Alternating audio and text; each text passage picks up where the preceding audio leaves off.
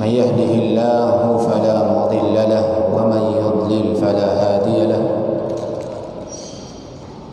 أشهد أن لا إله إلا الله وحده لا شريك له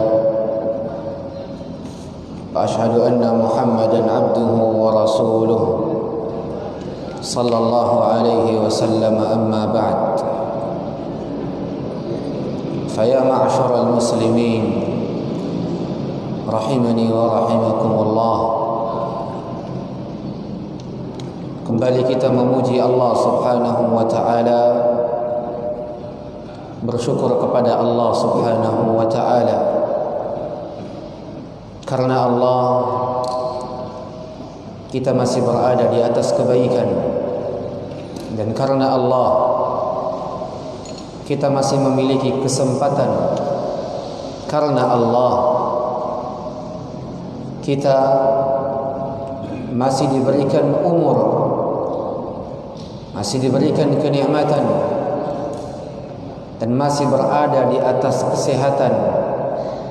Semuanya tentang Allah Subhanahu wa ta'ala. Maka pujilah Allah Azza wa Jalla dengan pujian yang layak. Bersyukurlah kepada Allah dengan rasa syukur yang maksimal. Laula Allah ma sallaina wa ma tasaddaqna, seperti ucapan dari Nabi kita Muhammad alaihi salatu wassalam. Kalau bukan karena Allah, kita ini tidak mampu salat, kita ini tidak mampu mengeluarkan infak, tidak mampu untuk bersedekah, kalau bukan karena Allah. Terlebih Allah Azza wa Jalla masih memberikan kepada diri-diri kita kenikmatan yang dimana tak terasa bulan Rajab akan segera berakhir untuk kita beralih kepada bulan Sya'ban, di mana bulan Sya'ban adalah pendahuluan, muqaddimah sebelum inti dari bulan suci Ramadan, di mana para ulama dari orang-orang saleh, dari kalangan orang-orang terdahulu seperti Al-Mu'alla Ibn Fadl rahimahullah itu mengatakan, orang-orang saleh terdahulu itu 6 bulan sebelum masuknya bulan Ramadan itu sudah mulai meminta kepada Allah, berdoa kepada Allah agar disampaikan dengan bulan suci Ramadan 6 bulan sebelumnya. Kemudian Al-Imam Yahya Ibn Abi Kathir rahimahullah menjelaskan, di antara doa yang dipanjatkan oleh orang-orang saleh terdahulu dalam meminta kepada Allah agar dirinya disampaikan kepada bulan suci Ramadan, doanya ialah Allahumma sallimni Ramadan wa sallim li Ramadan wa tasallamhu minni mutaqabbala. Itu doa hendaknya dihafal. Doa ini hendaknya dihafalkan, kemudian diamalkan untuk meminta kepada Allah agar Allah sampaikan diri kita dengan bulan Ramadan. Allahumma sallimni Ramadan, ya Allah sampaikanlah diriku dengan bulan Ramadan. Wa sallim li Ramadan, dan sampaikanlah bulan Ramadan kepada diriku. Wa tasallamhu minni mutaqabbala, dan jadikanlah bulan Ramadan ini sebagai bulan yang diterima dariku, amalan yang diterima, kebaikan yang diterima, ibadah yang diterima, ketaatan yang diterima di bulan suci Ramadan. Itu doa yang sering diucapkan oleh orang-orang saleh, hendaknya dihafalkan menurut Al-Imam Yahya Ibn Abi Kathir rahimahullah. Maka bulan Sya'ban ini memang adalah pendahuluan, tapi perlu untuk kita ingat, tidak akan pernah ada inti sebelum datangnya pendahuluan. Tidak pernah akan ada inti sebelum datangnya muqaddimah. Makanya kata Al-Imam Ahmad Ibn Hanbal rahimahullah, murid daripada Al-Imam Syafi'i, idza dakhala alaina Sya'ban, kalau bulan Sya'ban aqallal haditha wa aktsarnal Qur'an. Kami akan membuat ucapan-ucapan itu sedikit dan membaca Al-Quran itu banyak. Makanya Al-Imam Salamah ibn Waqi',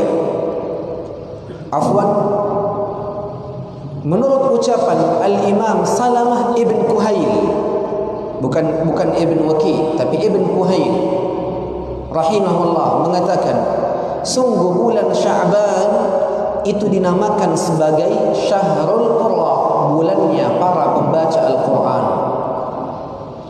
Bulannya para pembaca Al-Quran. Yang hendaknya bulan Sya'ban ini itu diisi dengan amalan-amalan saleh seperti membaca Al-Quran. Mulai dibiasakan diri ini dengan kebaikan, karena kebaikan tidak akan pernah tetap sampai diri kita terbiasa di atasnya.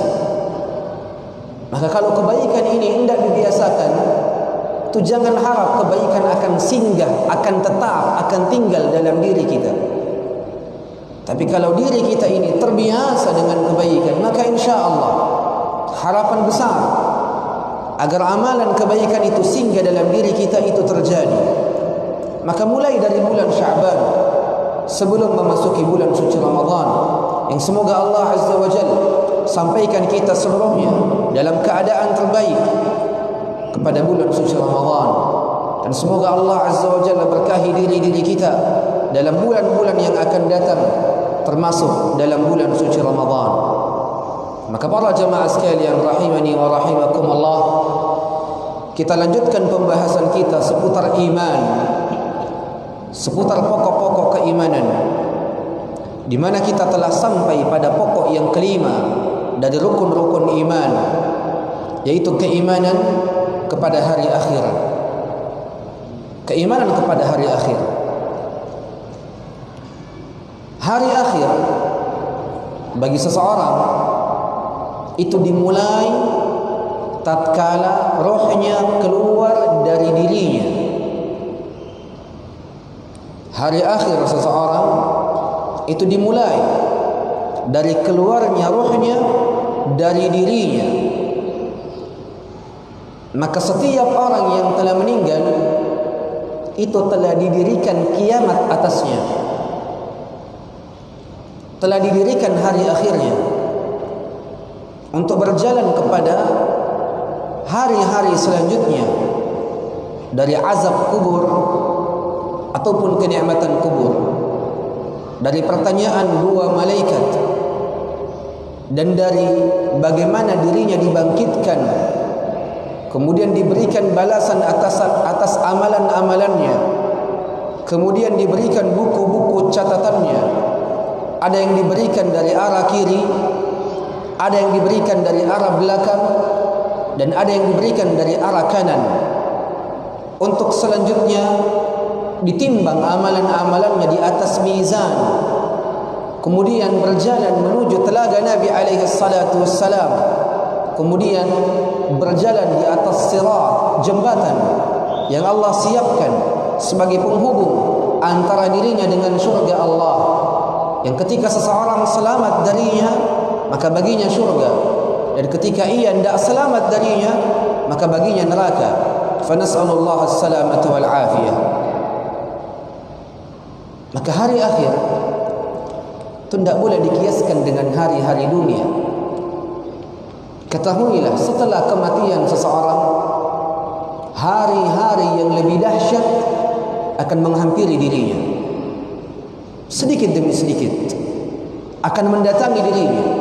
Hari yang lebih dahsyat, hari yang lebih agung, kehidupan yang lebih besar itu akan mendatangi dirinya. Makanya ketika seseorang meninggal,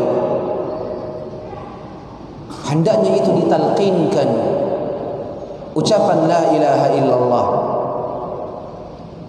Karena kata baginda Nabi alaihi salatu wassalam, man qala fi akhir hayatihi la ilaha illallah dakhala al-jannah. Siapa yang mengucapkan di akhir hayatnya ucapan la ilaha illallah, diharapkan pada dirinya masuk ke dalam syurga. Itu kebaikan bagi orang-orang yang sempat mengucapkannya, di mana ucapan la ilaha illallah di akhir hayat itu bukan karena tenaga, itu bukan karena kuatnya diri, itu bukan karena besarnya badan ini, tapi mampunya seseorang mengucapkan la ilaha illallah di akhir hayatnya itu karena keimanannya, karena keyakinannya kepada Allah Subhanahu wa ta'ala. Maka ada rangkaian urutan yang akan terjadi di hari akhir. Itu para ulama membahasnya dan mengurutkan rangkaian-rangkaian itu dari satu rangkaian kepada rangkaian yang lain. Itu kata para ulama, yang pertama dari perkara hari akhir yang akan terjadi ialah an-nafkhu fis-sur, ditiupnya sangkakala oleh malaikat Israfil, di mana di antara keyakinan Ahlus Sunnah dalam bab ini ialah sangkakala yang ditiup oleh malaikat Israfil adalah sangkakala yang benar-benar ada secara hakikat, dan ditiupnya juga secara hakikat, bukan secara majaz ataupun kiasan. Dan kematian serta dibangkitkannya seseorang dari kematian itu secara hakikat. Dan orang-orang yang mengingkari adanya kebangkitan setelah kematian adalah orang-orang yang kafir terhadap Al-Quran dan sunnah Nabi alaihi salatu wassalam. Karena Allah Azza wa Jalla sendiri yang menjelaskan di dalam Al-Quran, kata Allah, wa nufikha fis-sur, maka ditiupkanlah tiupan pada sangkakala. Makanya kata Al-Imam Ibn Khuzaimah rahimahullah, salah seorang imam dari imam ahli sunnah, beliau mengatakan, siapa yang tidak menetapkan adanya tiupan sangkakala secara hakikat, maka dia telah mendustakan Al-Quran. Ini keyakinan yang wajib untuk diimani. Kemudian yang kedua, setelah ditiupkannya sangkakala itu, yang dimana ketika tiupan sangkakala itu terjadi, seluruh manusia dari orang-orang yang beriman itu dimatikan, diwafatkan, sehingga tersisalah orang-orang yang buruk, orang-orang yang jahat, dari orang-orang kafir, orang-orang musyrik, dan orang-orang munafik. Itu yang akan tinggal di muka bumi ini dan akan menyaksikan bagaimana goncangan yang sangat dahsyat terjadi di hari kiamat, di mana langit berada di bawah, bumi berada di atas, gunung-gunung dibalikkan, lautan-lautan diangkat, dan dari satu planet kepada planet yang lain saling bertabrakan, dan matahari serta bulan dihancurkan. Itu akan terjadi di akhir kehidupan dari kehidupan dunia ini yang biasa kita kenal dengan hari kiamat. Dan yang akan menyaksikannya itu cuma orang-orang yang buruk. Tidak ada orang yang beriman menyaksikan hari kiamat, karena telah diwafatkan sebelum perkara itu terjadi. Dari akhir kehidupan dunia yang wajib untuk kita imani sebagai bahagian dari keimanan kepada hari akhirat. Kemudian selanjutnya adalah dibangkitkannya manusia dari alam kuburnya.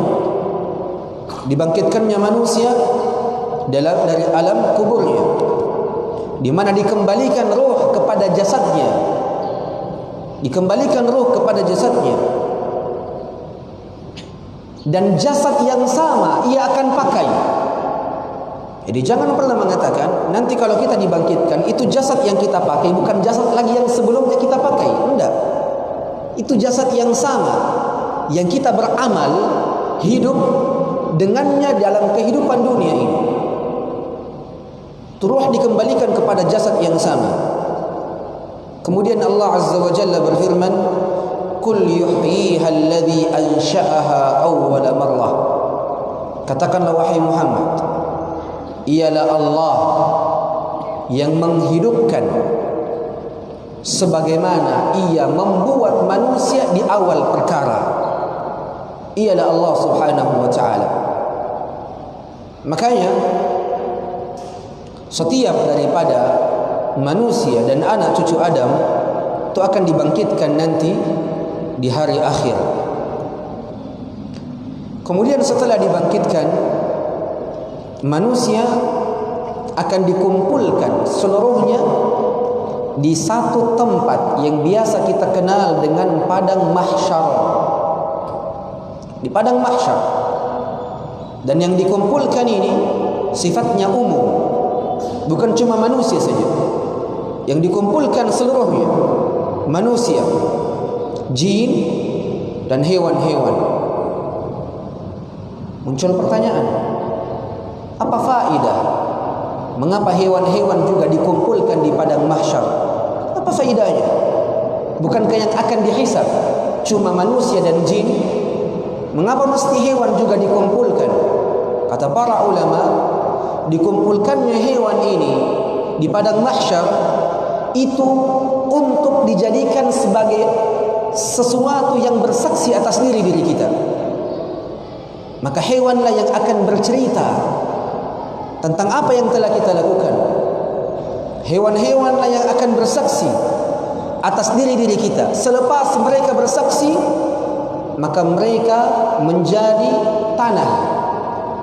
Mereka dijadikan sebagai tanah dan diwafatkan dalam bentuk tanah. Apa dalilnya hewan-hewan ini dibangkitkan dan berkumpul di padang mahsyar bersama dengan manusia? Firman Allah. Allah Azza wa Jalla berfirman, "Wa idzal wuhush husyirat." Tatkala hewan-hewan buas itu dibangkitkan oleh Allah Azza wa Jalla. Itu dibangkitkan oleh Allah Azza wa Jalla. Maka hewan ini akan bersaksi. Tumbuh-tumbuhan ini akan bersaksi, dinding-dinding ini akan bersaksi atas diri-diri kita. Setiap apa yang ada di muka bumi ini, di hari kiamat kelak Allah Azza wa Jalla akan jadikan diri-diri mereka berbicara, dan Allah Maha mampu untuk melakukannya. Dan jangan pernah mengatakan mustahil dinding ini akan berbicara di hari akhir, hewan-hewan ini akan berbicara di hari akhir. Jangan pernah mengatakan mustahil. Kenapa? Karena kulit kita yang tidak punya lisan, tidak punya tenggorokan, tidak punya gigi, tidak punya gusi, tidak punya kerongkongan, itu nanti berbicara di hari kiamat. Kulit kita. Dan itu sangat mudah bagi Allah Azza wa Jalla. Makanya di antara keyakinan Ahlus Sunnah, itu kehidupan dunia jangan dikiaskan, jangan disamakan dengan kehidupan akhirat. Ini ibaratkan langit dan bumi, sangat jauh berbeda antara makhluk dan sang khalik. Itu bedanya. Tidak bisa disamakan kehidupan dunia ini dengan kehidupan akhirat, di mana yang hanya dapat berbicara adalah sesuatu yang memiliki lisan saja.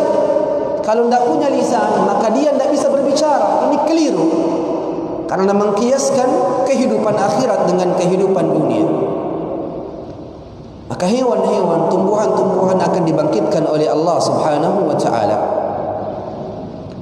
Kemudian setelah itu mulailah al-ardu 'ala Allah. Al-ardu 'ala Allah, dipamerkannya amalan-amalan kepada Allah tanpa perantara. Allah Azza wa Jalla akan berbicara kepada para hambanya secara hakikat tanpa adanya penghalang dan pembatas. Dan perlu untuk kita ingat, al-ard itu bukan hisab. Al-ard itu bukan hisab. Al-ard itu cuma dipamerkan amalan-amalan kepada Allah, dan engkau berada di hadapan Allah dan ditanya dengan pertanyaan-pertanyaan yang ringan, yang simple. Itu namanya ard. Tapi kalau hisab, itu amalan dihadapkan kepada Allah dan engkau berada di hadapan Allah dan engkau ditanya setiap detail-detail yang engkau lakukan. Itu hisab namanya.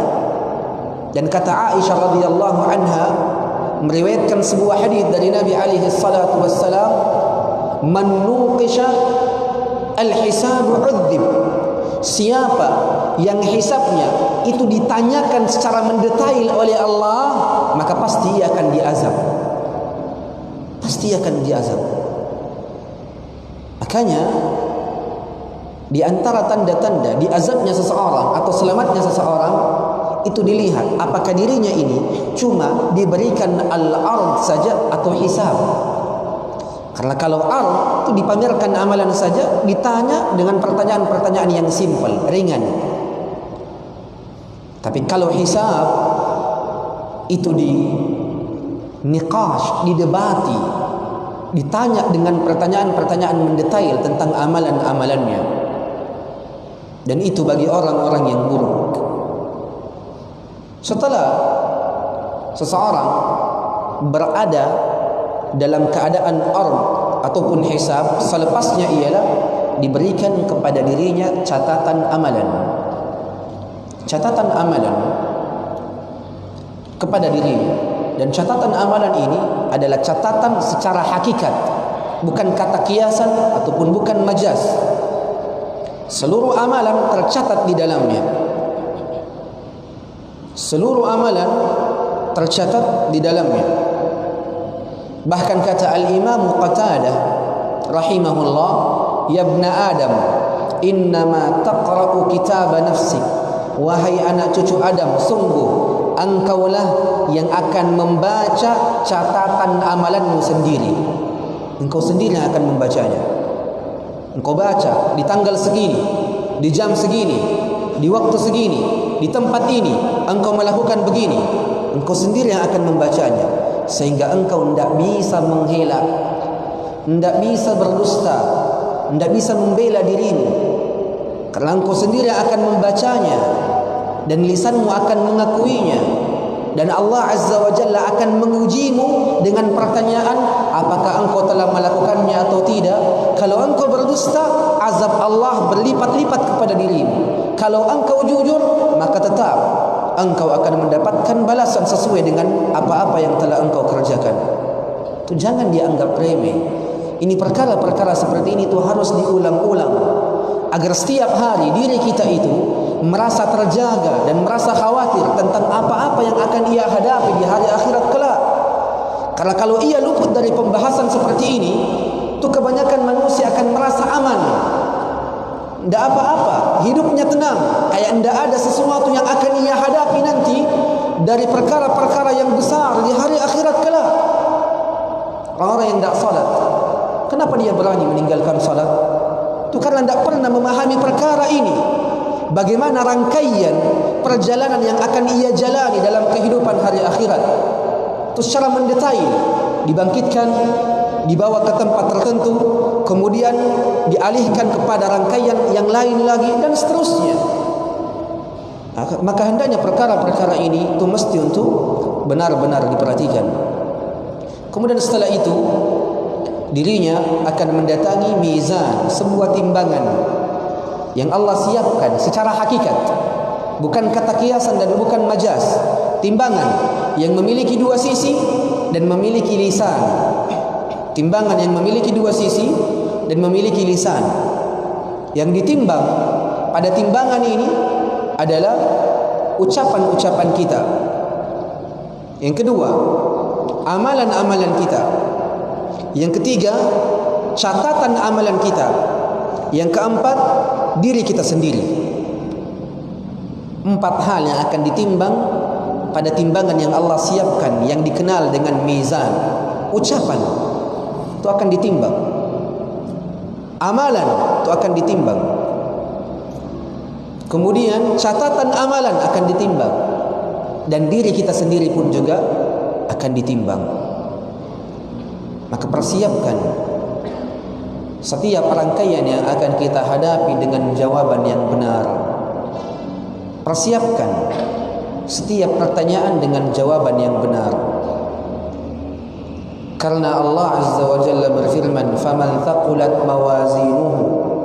Siapa yang berat timbangannya, maka ia berada di atas kenikmatan.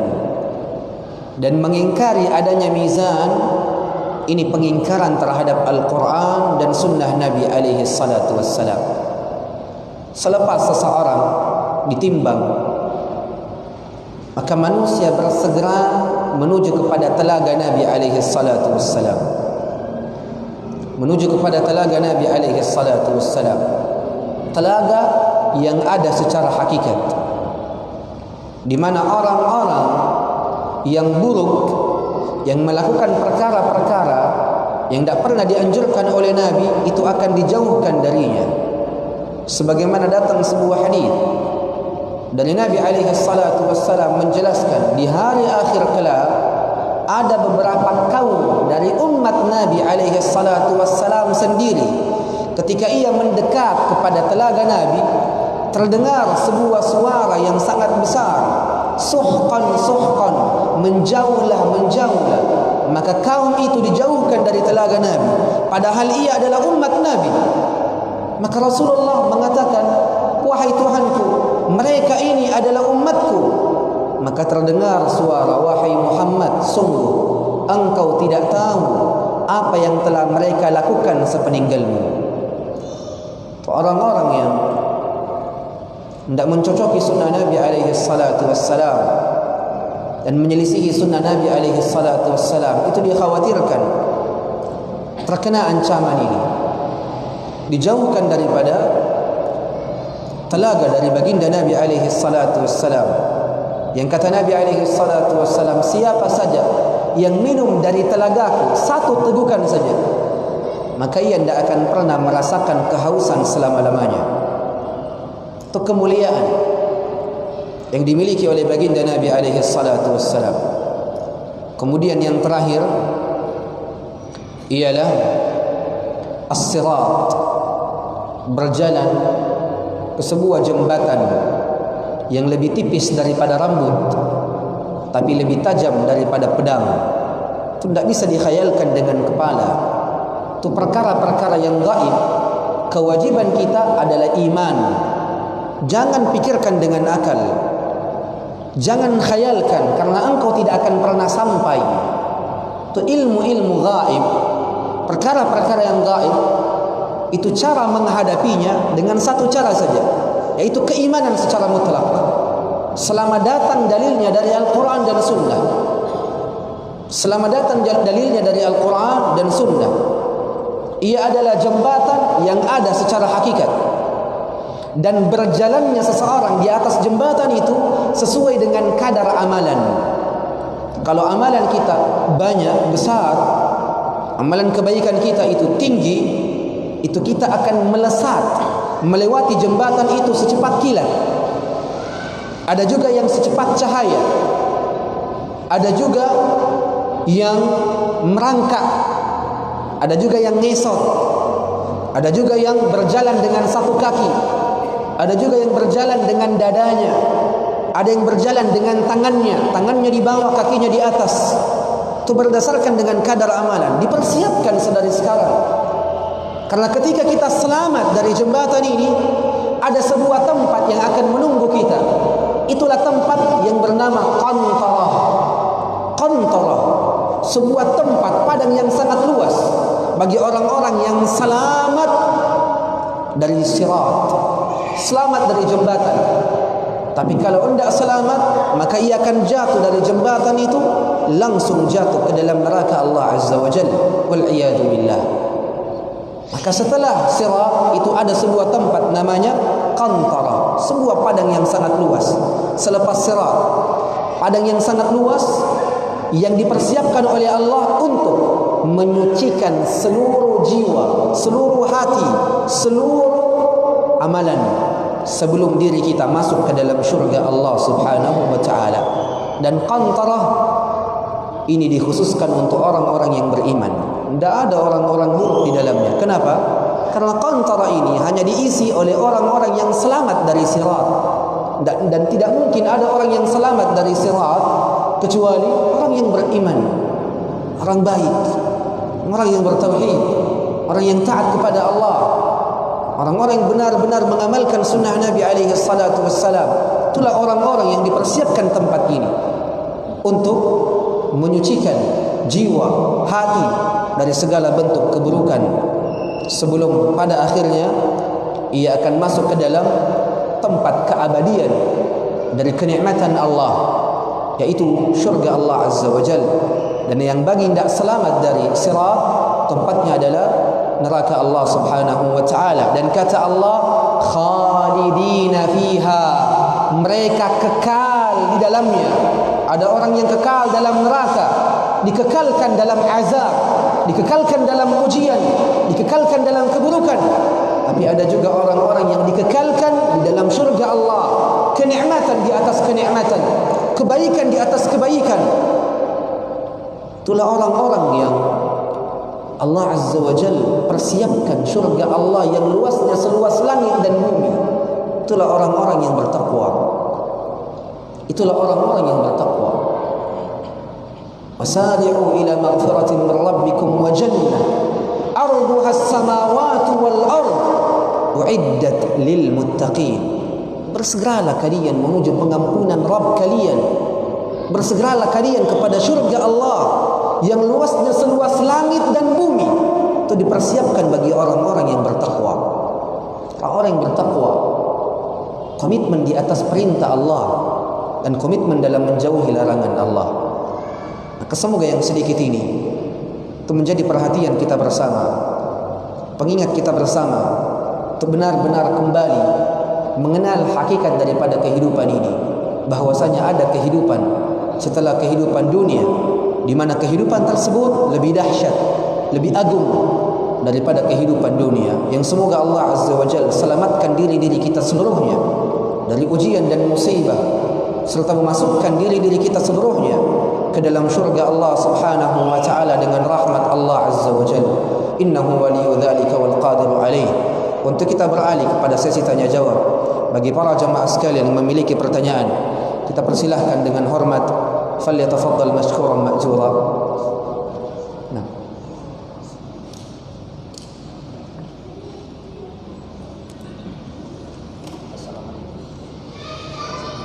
Assalamualaikum. Seputar berwudu. Wudu, berwudu. Wudu ini para jemaah sekalian adalah ibadah dari ibadah-ibadah yang Allah wajibkan bagi siapa yang ingin beribadah yang dipersyaratkan adanya kesucian. Wudu. Nah. Nah. Ada hadis yang dibaca ketika dia berwudu. Pada siapa berwudu dengan sempurna bagi melaksanakan sholat, maka dosanya diampuni. Pada siapa yang menjaga wudunya antara waktu, maka dia terhindar dari dosa. Makna sama, artinya dengannya makna yang sama. Yang sebentar adalah apa yang dimaksudi wudu yang sempurna dan bagaimana caranya menjaganya. Nah.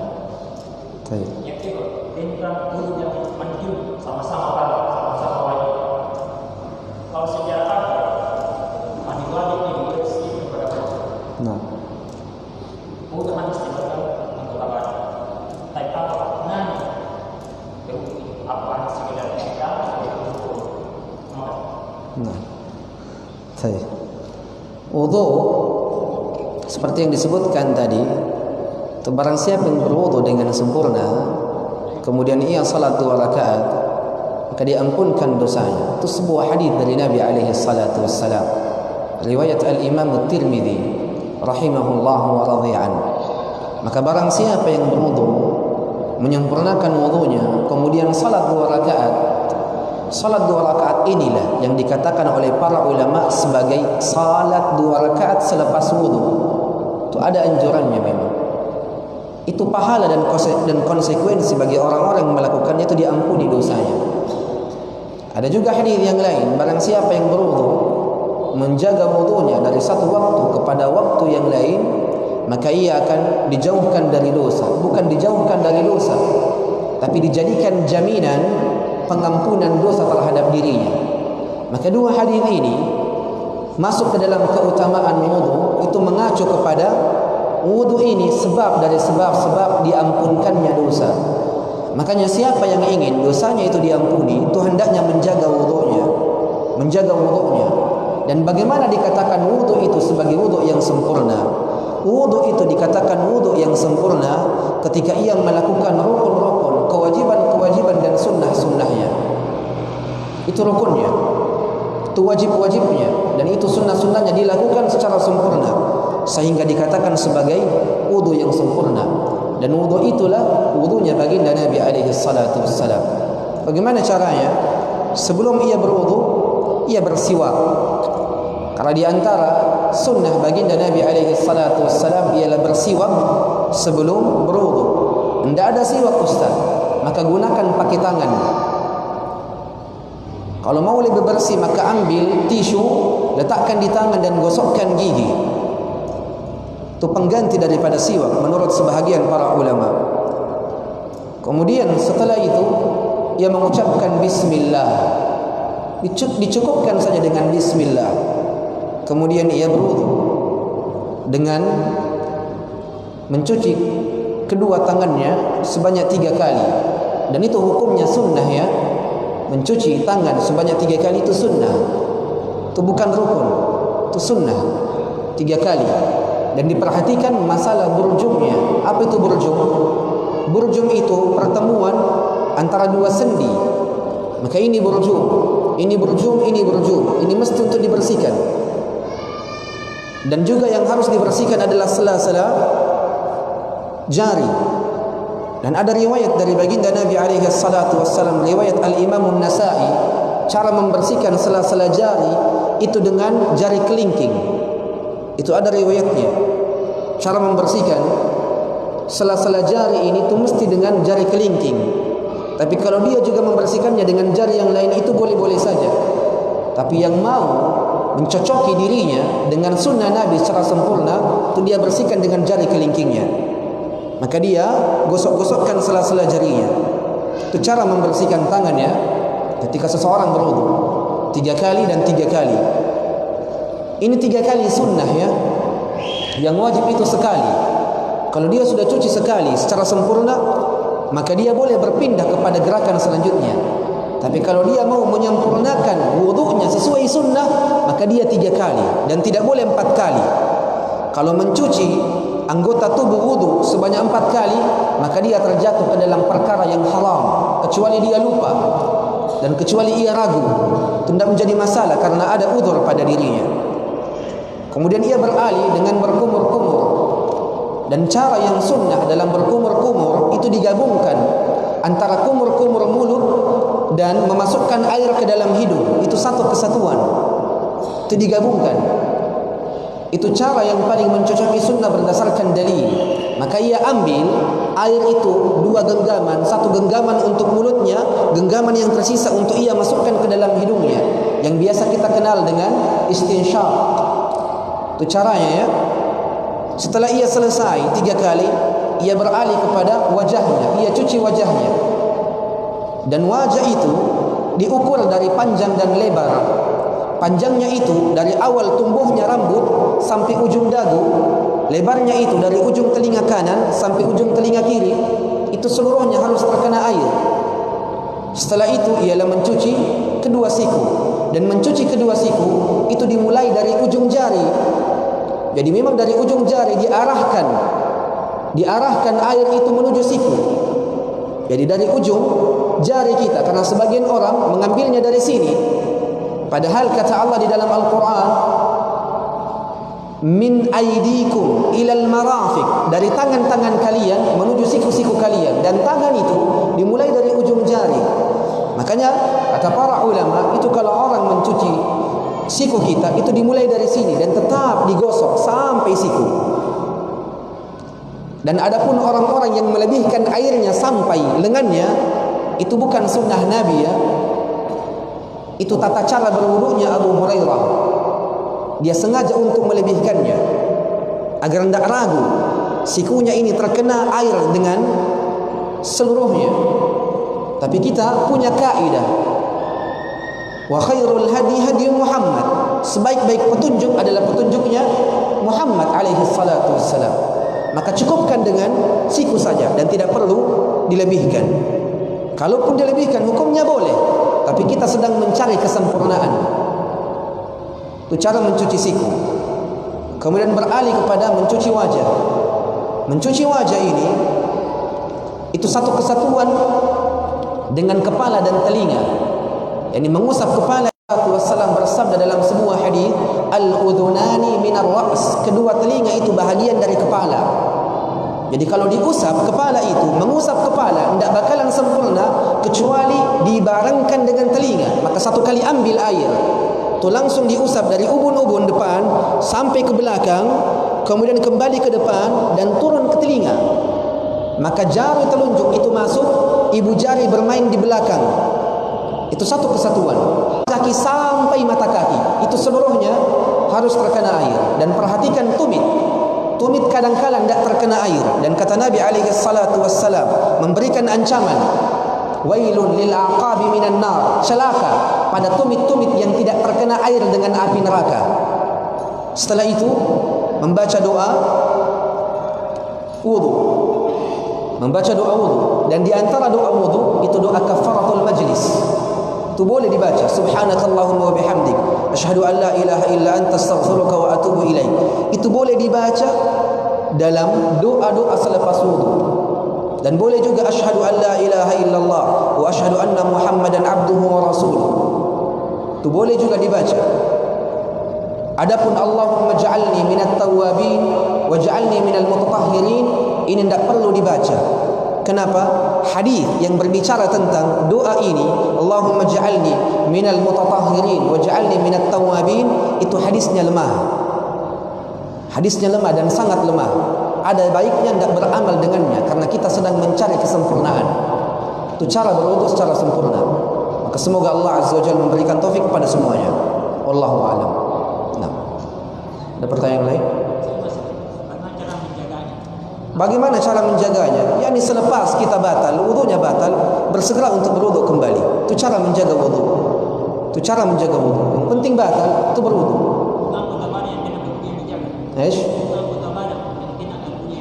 Apa? Anggota? Anggota badan yang dijaga? Saya tidak mengerti, afwan.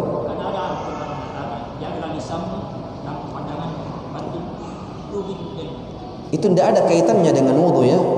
Itu tidak ada kaitannya dengan wudu. Wudu itu sebuah ibadah, dan penjagaan lisan dan hati itu ibadah yang lain. Itu dipisahkan. Nah, wudu ini ibadah mahdiyah, ibadah secara mutlak, yang dimana ganjaran pahala dan ganjaran ancaman ada di dalamnya. Tapi kalau menjaga lisan ini, itu ibadah ta'abbudiyah, kemudian ibadah ta'addiyah. Itu bukan mahdiyah, itu dibedakan. Pembagian ibadah itu harus dibedakan. Jadi penjagaan terhadap lisan, penjagaan terhadap hati itu adalah jejak dari jejak-jejak penjagaan wudu, bukan bahagian dari penjagaan wudu. Jadi penjagaan wudu itu selepas batal karena mungkin mengeluarkan najis atau mengeluarkan angin, air, buang air dan selainnya, maka harus kembali berwudu. Dimulai dengan tata caranya seperti awal tadi. Maka tidak ada kaitannya dengan penjagaan lisan. Penjagaan lisan itu ibadah yang lain. Semoga Allah Azza wa Jalla memberikan taufik pada semuanya. Wallahu a'lam.